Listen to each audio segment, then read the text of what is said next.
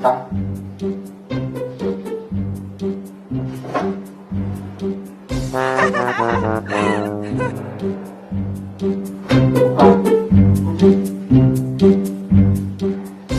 Oh no.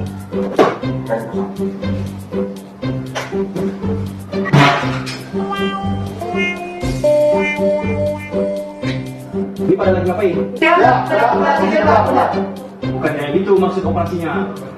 Jadi operasi Zebra Selawar 2002 tahun ini itu bukan yang itu yang dimaksud, tapi pada pelaksanaan operasi Zebra tahun ini ada 7 sasaran pelanggaran prioritas. Yang pertama, menggunakan HP saat berkendara.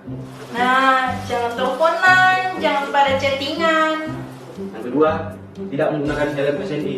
Nan pakai helmnya wajib saudara lun. Yang ketiga, melebihi batas kecepatan. Yang keempat, melawan arus. Yang kelima, mabuk saat berkendara. Yang keenam, tidak menggunakan safety belt. Yang dipasang di sikoko, kayak badan. Yang ketujuh, melebihi muatan ataupun overload.